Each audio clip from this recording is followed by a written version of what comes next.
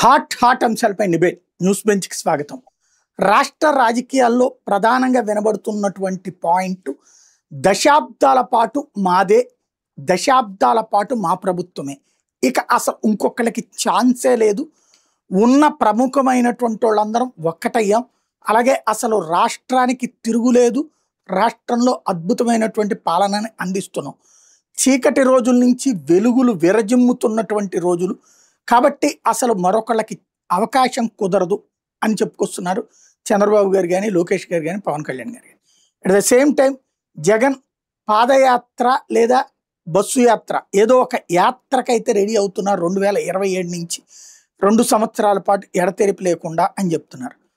అయితే అట్లాంటి ఏమి ఫలించవు రాబోయే రోజుల్లో అన్నది కూటమి మాట. అసలు ఏం జరుగుతుంది, ఏం జరగబోతోంది, రాష్ట్రంలో ఇక మార్పులేమీ ఉండవు, ఇలాగే కొనసాగబోతోంది రాబోయే 3 దశాబ్దాల పాటు అన్నది ఎంతవరకు వాస్తవం అంశానికి సంబంధించి మాట్లాడేందుకు ప్రస్తుతం మనతో పాటు ఉన్నారు సీనియర్ పాత్రికేయులు, రాజకీయ విశ్లేషకులు సత్యనారాయణ గారు. నమస్తే అండి. నమస్తే. రాష్ట్రంలో ఇలాగా పర్మనెంట్గా అంటే లైక్ బెంగాల్లో 27 ఏళ్ల పాటు కమ్యూనిస్టులు పరిపాలించినట్టు, గుజరాత్లో 6-7 దఫాలుగా బీజేపీ పరిపాలించినట్టు ఇక్కడ ఒక కూటమి ఫిక్స్ అయిపోయినట్టేనా? అంటే ఇప్పటి వరకు చాలా మంది అలాగే అనుకున్నారు. అంటే జగన్ కూడా తను 30 ఇయర్స్ తానే ఉంటానని చెప్పాడు. కానీ అది ఎక్కడ కూడా మనం సాధ్యం కాదు. ఇప్పుడు మనకి ఈ తెలుగుదేశం చరిత్ర దగ్గర నుంచి ఎప్పుడు చూసినా సరే ఒక పార్ట్నర్ లేకపోతే వాళ్ళు ఎప్పుడు కూడా ఒక కూటమితో తప్ప సింగిల్గా ఎప్పుడు అధికారంలోకి రాలేదు. ఇప్పుడు అట్లాగే చాలా రకరకాల ఈక్వేషన్స్ ఉంటాయి. అంటే డెవలప్మెంట్ అంటే ఇంతకుముందు మరి ఆయన హైటెక్ సిటీ కట్టాడు, ఇప్పుడు హైదరాబాద్ని తానే నిర్మించానని చెప్తాడు, ఇప్పుడు సాఫ్ట్వేర్ రాజధాని మైక్రోసాఫ్ట్ని ఇవన్నీ తీసుకొచ్చానని చెప్పాడు. అంతకంటే ఇది పెద్ద ఘన విజయాలు ఇప్పుడు సాధిస్తున్నారు అమరావతిలో అని నేను అనుకోను. ఇప్పుడు దానికి తగిన పరిస్థితులు కూడా ఉన్నాయని నేను అనుకోను. అప్పటికే అంత అనుకూలమైన పరిస్థితులు అయినప్పుడు కూడా అప్పుడే కంటిన్యూస్గా వాళ్ళు అధికారంలో ఉండలేకపోయారు. మరి ఇప్పుడున్న పరిస్థితుల్లో ఉంటామని అదొక ప్రచారం, రాజకీయ ప్రచారం చేయటం, లేదంటే తమ కార్యకర్తల వాళ్ళ ఉత్సాహాన్ని నింపటానికేమో అని నేను అనుకుంటున్నాను. అంటే విశాఖపట్నానికి గూగుల్ వస్తుంది, కాగ్నిజెంట్ వచ్చేసింది, మైక్రోసాఫ్ట్ వచ్చి ఇక్కడ అమరావతిలో పెడుతోంది సెంటర్. అంటే ఇట్లాంటివి రావాలంటే, అలాంటి కావాలంటే అప్పుడు హైదరాబాద్లోనైనా ఇప్పుడు ఆంధ్రాలోనైనా బాబే కావాలని జనం కోరుకుంటారు అన్నది ప్రధానంగా జనంలోకి తీసుకెళ్తున్నారు.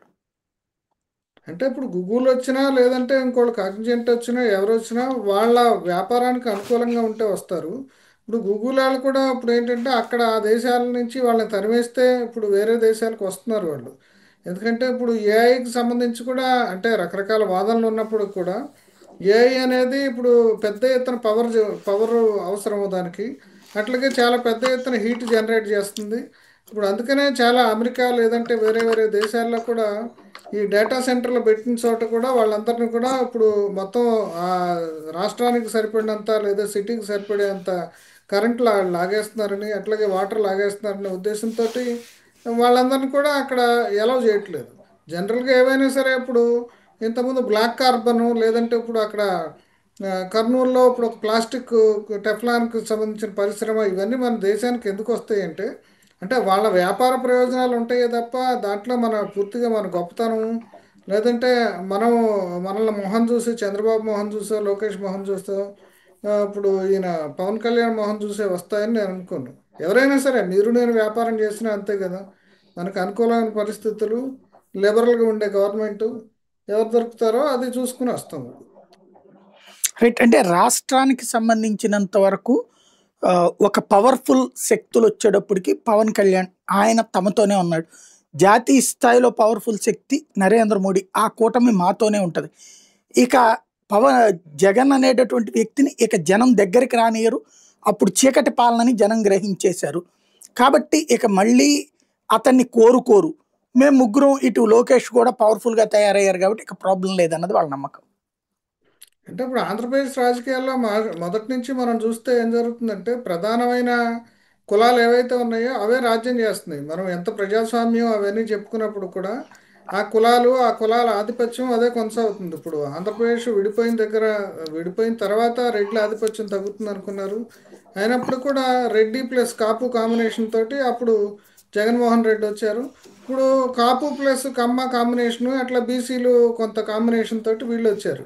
అంటే ఈ కుల సమీకరణలు, ఈ రకరకాల సమీకరణల ఆధారంగానే ఉంటుంది తప్ప మనం ఆ, ఇప్పుడు జగన్మోహన్ రెడ్డి చీకటి అంటే జగన్మోహన్ రెడ్డికి ఇప్పుడు మొన్న 40% అబోవ్ ఆయనకి వచ్చారు. అట్లాగే ఆయనకుండే ఇప్పుడు ఆ, ఆ కులానికి మతానికి సంబంధించిన అభిమానులు, లేదా రాజశేఖర రెడ్డి అభిమానులు, వీళ్ళందరూ కూడా ఆయనకున్నారు. ఇప్పుడు ఈయనకి ఎట్లా అంటే ఒక బలాబలాల పొందిక అనేది అట్లాగే ఉంది. ఇప్పుడు జగన్ మంచాడా, చంద్రబాబు మంచాడా అనేది మనం మంచితనం అనేది ఇప్పుడు మనం ఒక రకంగా ఈ రాజకీయాల్లో మనం మంచిగా చెడు అనేది ఎవరు చెప్పలేము. ఆ వాటికి వస్తే సామాన్యుడి దృష్టిలో అందరు రాజకీయ నాయకులు చెడ్డాళ్ళు. ఎందుకంటే ఎవరైనా దోపిడీ చేసేవాళ్ళే, ఎవరైనా వాళ్ళకి అనుకూలంగా ఉండేవాళ్ళు తప్ప ప్రజలను ఉద్ధరించేవాళ్ళు ఎవరు ఉంటారని అనుకోవట్లేదు. ఇప్పుడు ఇచ్చే ఫ్రీ బీసీ ఇవన్నీ కూడా ఓట్లు కొనుగోలు చేయడానికి ప్రజల్ని ఓటు బ్యాంకులుగా చూస్తున్నారనే విషయం ప్రజలకు అర్థమైంది. అందుకనే మనం జగన్మోహన్ రెడ్డి కూడా 175/175 వస్తాయని ఆయన అనుకున్నప్పుడు కూడా మితిమీరిన ఆత్మవిశ్వాసంతో ఆయనకి గుణపాఠం ఏంటనేది వాస్తవంగా అర్థమైంది. రేపు వీళ్ళ పరిస్థితి అయినా అంతే అనుకుంటున్నాను నేను. రైట్. అంటే రాష్ట్రానికి సంబంధించినంత వరకు హైదరాబాద్ వాళ్ళే ఆ రోజున మేము ఎందుకు వదులుకున్నామా చంద్రబాబు గారిని అని ఇప్పుడు ఫీల్ అవుతున్నారు. ఆయన వచ్చేసాక అక్కడ డిస్టర్బెన్స్ అంటే అక్కడ ఆ స్థాయి డెవలప్మెంట్ లేదని.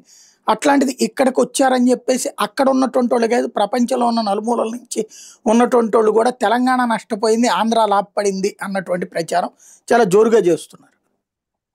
అంటే ఇప్పుడు తెలంగాణకి లేదా హైదరాబాద్కి అమరావతి లేదంటే వైజాగ్ లేదా విజయవాడ సబ్స్టిట్యూట్ అవుతుందని అనుకుంటే వాళ్ళు పిచ్చాళ్ళే. ఇప్పుడు ఎందుకంటే హైదరాబాదుకి ఇప్పుడు ఊపు తగ్గింది అంటే దానికి కారణాలు ఏంటంటే గ్లోబల్లో ఉన్న కండిషన్స్. అమెరికాలో ట్రంప్ వచ్చాక మొత్తంగా కూడా ఎకానమీలో అనిశ్చితి వచ్చింది. నెక్స్ట్ ఇప్పుడు ఆర్టిఫిషియల్ ఇంటెలిజెన్స్ తర్వాత ఐటీ సర్వీసెస్కి సంబంధించి ఈ చాలా కంపెనీస్ ఇప్పుడు పరివర్తనలో ఉంది టెక్నాలజీ.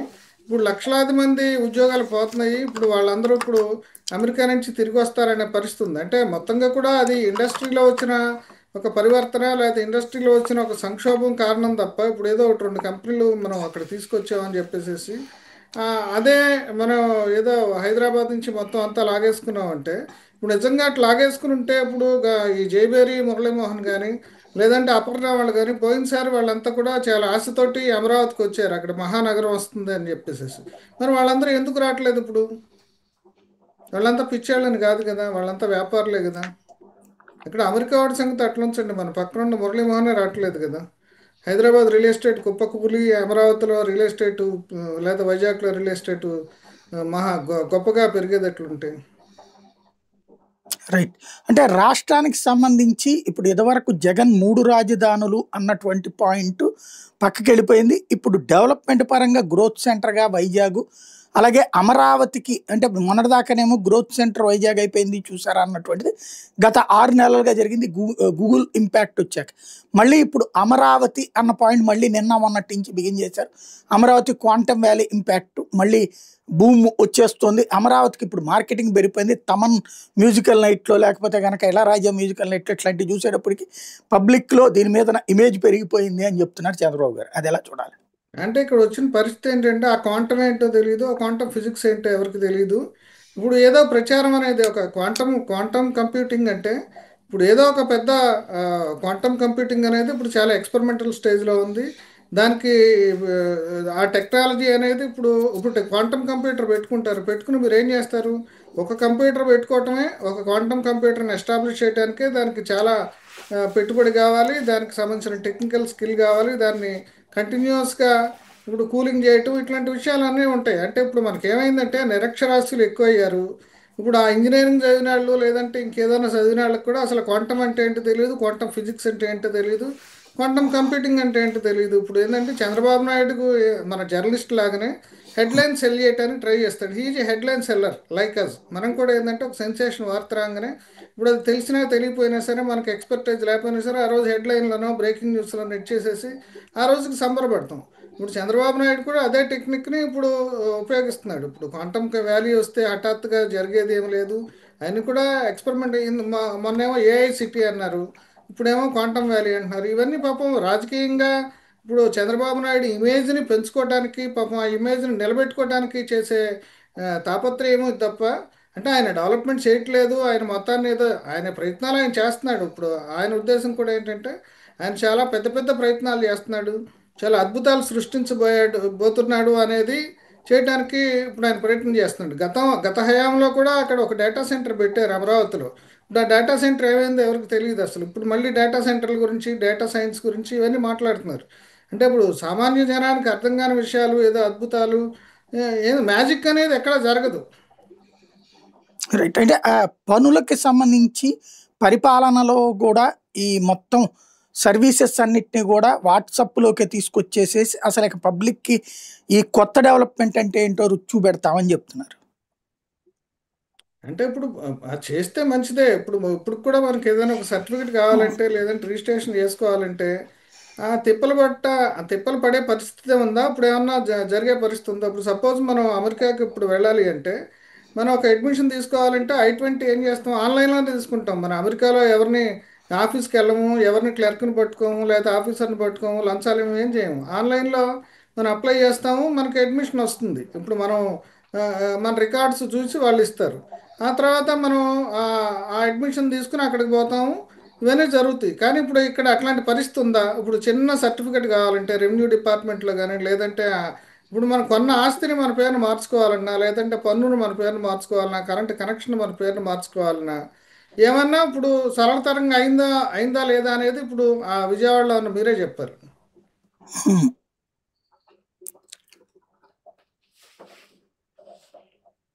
హలో. హలో, చెప్పండి. చెప్పండి చెప్పండి. అదే ఇప్పుడు మీకు ప్రాక్టికల్గా అక్కడ ఉన్న ప్రజలకి వాట్సాప్ ద్వారా ఈ రకమైన ఇవన్నీ జరుగుతున్నాయా హ్మ్. అనేది మెయిన్ క్రైటీరియా తప్ప, మనం ఏదో రియల్ టైం గవర్నెన్సు, లేదంటే వాట్సప్ ఇవన్నీ చేస్తే మంచిదే. కానీ సాధ్యం అవుతాయా ఇవన్నీ? మధ్యలో ఉండే బ్యూరోక్రాట్స్, లేదా మధ్యలో ఉండే ఈ గుమస్తాల పాలన, ఇప్పుడు ఇవన్నీ కూడా వాళ్ళని సజావుగా ఆ, తీసుకెళ్ళనిస్తారా? ఇప్పుడు మనం చూస్తున్నాం, గవర్నమెంట్ హాస్పిటల్లో స్కానర్ ఉంటుంది. ఆ స్కానర్ ఎప్పుడు పనిచేయదు, ఎక్స్రే మిషన్ ఎప్పుడు పనిచేయదు, ల్యాబ్ ఎప్పుడు పనిచేయదు, అన్నీ బయట చేయించుకోవాల్సిందే. అంటే ఇట్లా రకరకాల ఫ్యాక్టర్స్ ఉంటాయి. అంటే వాళ్ళకి చిత్తశుద్ధి ఉండి వాళ్ళు ఏదో చేద్దాం అనుకున్నా సరే, అవన్నీ అయినప్పుడు కదా మనం ఇప్పుడు అద్భుతాలు జరిగినాయి అనేది మనం అనుకోగలిగేది. ఇప్పట్లో మనం అంటే ఇక్కడే కాదు, ఈ గవర్నమెంట్లోనే కాదు, ఏ గవర్నమెంట్లో కూడా మనకు అట్లాంటి పరిస్థితి కనిపించట్లేదు. మరి అంత ఆశాభావం ఉంటే మంచిదే, జరిగితే మంచిదే. రైట్. మరొక ప్రధానమైనటువంటి అంశం, పవన్ కళ్యాణ్ అకస్మాత్తుగా తన శాఖలకు సంబంధించి నిరంతరం రివ్యూ చేస్తున్నారు. ఆ వర్క్స్కి సంబంధించి ఫీల్డ్లోకి వెళ్ళేటటువంటి కార్యక్రమాలు ఇవన్నీ పెట్టుకుంటున్నారు. అట్లాగే ఇదిగో ఇది సాధించాం, లైక్ ఏనుగుల కోసం సపరేట్ ఏఐ సిస్టమ్ తీసుకొచ్చాం ఇవన్నీ. ఇటు ఇంతకు ముందు ఇంతగా డిపార్ట్మెంట్కి సంబంధించి డీప్గా వెళ్ళలేదు. ఇప్పుడు అలా వెళ్తుండటం అంటే ఆయన అప్డేట్ అయినట్టు అనుకోవాలా, లేకపోతే కనుక తనకు అటు లోకేష్ ఫోకస్ అవుతున్నారు కాబట్టి తను కూడా సీరియస్గా ముందుకు ప్రొజెక్ట్ చేసుకుంటున్నారు తన వర్క్ను కూడా అనుకోవాలి. అంటే ఇప్పుడు లోకేష్ లెవెల్లో ఆయన ప్రాజెక్ట్ కావాలి అంటే కష్టమే. ఎందుకంటే లోకేష్ని ఇప్పుడు ఈయన డిప్యూటీ సీఎం అయినప్పటికి కూడా ఇప్పుడు ఇప్పుడు ఏ పనైనా జరగాలంటే లోకేష్ దగ్గరికి వెళ్ళాలి. ఆయన అన్ని శాఖలు, ఇప్పుడు ఆయన లోకేష్ అన్ని శాఖలకు సంబంధించిన వ్యవహారాలు చక్కబెడుతున్నాడు. విదేశాల్లో పెట్టుబడులకు సంబంధించి ఈయనే వెళ్తున్నాడు. ఇప్పుడు ఎవరైనా సరే ఏదైనా పని కావాలంటే గవర్నమెంట్లో లోకేష్ ద్వారానే అవుతుంది అనుకుంటున్నారు. ఇప్పుడు ఏ శాఖలో అయినా సరే ఆయన ఇంటర్ఫియర్ అవుతున్నాడు. కానీ ఈయన ఉప ముఖ్యమంత్రి అయినప్పుడు కూడా పవన్ కళ్యాణ్కి అట్లాంటి పరిస్థితి కనిపించడం లేదు. అంటే ఆయన శాఖలకు సంబంధించే పోయినసారి బోండా ఉమ పొల్యూషన్ గురించి అడిగినప్పుడు ఏం చేద్దాం మరి, పెట్టుబడులు రావనే ఉద్దేశంతో కొంచెం చూసి చూడనట్టు ఉండాల్సి వస్తుంది పొల్యూషన్ విషయంలో అని చెప్పాడు. ముఖ్యంగా ఆయనకున్న శాఖలు కూడా చాలా సెన్సిటివ్. పంచాయతీరాజ్ కానీ, లేదంటే ఆ పొల్యూషన్ కంట్రోల్ కానీ, లేకపోతే ఇప్పుడు ఈ అటవులకు సంబంధించి కానీ అవి అద్భుతాలు జరిగాయి కాదు. ఎందుకంటే ఇందాక మీరు చెప్పినట్టు అద్భుతంగా పెట్టుబడులు తీసుకొచ్చి ఎకానమీని ఒకసారి పెంచేవి కాదు. పోనీ పంచాయతీ రాజులో ఏదైనా గ్రామాలని అర్జెంటుగా మనం సినిమాటిక్గా ఏమన్నా డెవలప్ చేద్దామంటే అక్కడ నిధులు ఉండవు, ఉన్న చాలా పరిమితమైన పరిస్థితులు ఉంటాయి. అందుకని ఆయన ఆ, బహుశా అంటే తన పని మీద కాన్సన్ట్రేట్ చేద్దాము, సినిమాలు గొడవ పక్కన పెట్టి అని అనుకుంటున్నాను. ఎందుకంటే పవన్ కళ్యాణ్ పని చేస్తే ఇప్పుడు ఆయనకి రాజకీయ పలుకుబడి రావటం, పని చేయకపోతే రాకపోవటం అనేది ఉండదు. ఎందుకంటే ఆయనకు ఒక కాన్స్టిట్యున్సీ ఉంది, ఆయనకు అభిమానులు. ఆయన ఏం పని చేసినా చేయకపోయినా, మంత్రిగా ఉన్నా లేకపోయినా, ఎట్లయినా సరే ఆయనకు ఒక కాన్స్టిట్యుయెన్సీ, అభిమానుల కాన్స్టిట్యుయెన్సీ ఉంది. వాళ్ళందరూ ఎప్పుడు ఆయన వెంటే ఉంటుంది. ఇప్పుడు ఆయన లోకేష్ తోటి పోటీ పడే ఉద్దేశం ఆయనకి లేదని ఖచ్చితంగా చెప్తున్నాడు. ఎందుకంటే 10 ఏళ్ళు ఇదే గవర్నమెంట్ ఉంటుంది. అయితే నేను విన్నది ఏంటంటే ఇప్పుడు ఉత్తరాంధ్రలో, ఇప్పుడు ఉభయ గోదావరి జిల్లాల్లో మ్యాక్సిమం ఉన్న ఆ, కాపు తూర్పు కాపు వాళ్ళని చాప కింద నీరులాగా ఆ ఓటింగ్ని పదులుపరచుకోవడానికి నెక్స్ట్ టైం అక్కడ ఎక్కువ కాన్సన్ట్రేటెడ్గా సీట్లు తెచ్చుకోవడానికి వాళ్ళు ప్రయత్నం చేస్తున్నారనేది మాత్రం నేను విన్నాను నేను. రైట్. అంటే ఇప్పుడు డిపెండెన్సీ లేదు కదా కూటమిలో, ఇకపై డిపెండెన్సీ వస్తుందని నా లెక్కనైతే తెలుగుదేశానికి. డిపెండె డిపెండెన్సీ అంటే అంటే అది ఇప్పుడు కేంద్రంలో తెలుగుదేశం మీద కంపల్సరీ డిపెండ్ అవ్వాల్సి వచ్చింది. అట్లాంటి సిచ్యుయేషన్ ఆంధ్రాలో లేదు కదా. అది భవిష్యత్తులో వచ్చేలాగా చూద్దామని పవన్ కళ్యాణ్ ఆలోచన. కావచ్చు, ఎందుకంటే ఎవరి రాజకీయాలు వాళ్ళకు ఉంటాయి కదా. ఇప్పుడు అంతా కూటమి కలిసి ఉన్నప్పుడు కూడా అట్లా రాజకీయాలు లేకుండా ఉంటే అసలు రెండు విలీనం అయిపోతాయి ఇక పార్టీలు. విడివిడిగా ఎందుకు ఉంటాయి పార్టీలు? రాజకీయం అంటేనే ఆ, ఒక ఆధిపత్యం, ఒక అధికారం చెలాయించడం కోసమే కదా అధికారం అనేది. ఇప్పుడు ఎవరి ఇంపార్టెన్స్ వాళ్ళు పెంచుకోవాలని ట్రై చేస్తారు కదా రాజకీయాల్లో. రైట్. వాళ్ళకి అవకాశం లేక కదా ఇప్పుడు వీళ్ళు కానీ వాళ్ళు కానీ ఇద్దరు కూటమి కట్టింది. కొన్నాళ్ళు మళ్ళీ విడిపోయారు కదా. రైట్. అంటే ఇక 10 సంవత్సరాలు చంద్రబాబు గారే సీఎంగా ఉంటారనుకోవచ్చా? అంటే అసలు ఇక్కడ రాజకీయాలు ఇప్పుడు మనం గమనిస్తే జరుగుతుంది ఏంటంటే, ఇప్పుడు ఆంధ్రప్రదేశ్ రాజకీయాలకి రాజకీయాలన్నీ కూడా ఇప్పుడు మోడీ కనుసన్నల్లో జరుగుతున్నాయి. ఇప్పుడు ఇటు జగన్మోహన్ రెడ్డి అయినా సరే ఇప్పుడు ఆయనకే మద్దతు ఇస్తున్నాడు కేంద్రానికి సంబంధించిన విషయాల్లో. ఇక్కడ ఈ కూటమిలో బీజేపీ ఒక భాగస్వామిగా ఉంది. ఇప్పుడు వీళ్ళ మీద ఇప్పుడు చాలా ఇష్యూస్ ఉన్నాయి. వాటి మీద జగన్ కూడా ఒక పరిమితంగానే పోరాడుతున్నాడు కానీ ఇప్పుడు ఆయన కూడా పరిమితం మించి పోరాడలేకపోతున్నాడు. అట్లాగే చంద్రబాబు నాయుడు కూడా ఇప్పుడు మోడీని తృప్తిపరచడానికి చాలా రకాలుగా ప్రయత్నం చేస్తున్నాడు. ఆయన ఒక సీనియర్ లీడరు. ఇప్పుడు మోడీ కంటే కూడా ఒక రకంగా సీనియర్. మోడీ కంటే బహుశా ముందు ఈయన ముఖ్యమంత్రి అయినట్లున్నాడు. ఆయన ఒక టైంలో మోడీ అక్కడ గుజరాత్ అల్లర్లప్పుడు కూడా ఆ, ఆయన్ని తొలగించాలనే విషయాన్ని పట్టుబట్టిన స్థాయిలో కూడా ఇప్పుడు ఈయన పలుకుబడి ఉంది జాతీయ స్థాయిలో. అయినప్పుడు కూడా ఆయన ఇప్పుడు మోడీతో వ్యవహరించే తీరు కానీ, ఇప్పుడు మోడీని ప్రతిసారి ఆయన్ని సంతోషపరచడానికి ఆయన చేసే పరిస్థితి కానీ అర్థమవుతుంది. ఇక పవన్ కళ్యాణ్ ఉన్నాడంటే ఆయన కూడా ఇక ఆ, మోడీ భక్తుడు. మోడీని ఆయన ఒక అంకుల్ లాగానో తండ్రి లాగానో చూసుకుంటాడు.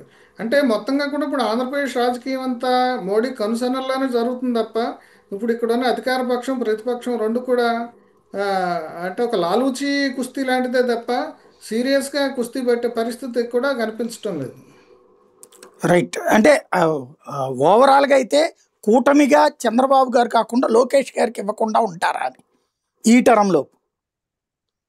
అంటే ఈ టర్మ్లో అంటే ఇవ్వటం అనేది ఇప్పుడు ట్రాన్స్ఫర్మేషన్ అనేది కోరుకుంటారు. ఎందుకంటే ఇప్పుడు ఇవాళ కాకపోతే రేపైనా ఇప్పుడు అంత వారసత్వ రాజకీయాలు ఓపెన్ అయిపోయినాయి. ఇప్పుడు ఆ మధ్యలో మోడీ కూడా చెప్పాడు ఆయన కేసీఆర్ తన దగ్గరికి వచ్చి కేటీఆర్ని సీఎం చేయదలుచుకుంటున్నాను, దానికి మీరు కోఆపరేట్ చేయాలని చెప్పేసి అడిగాడని మోడీ ఒక టైంలో చెప్పాడు.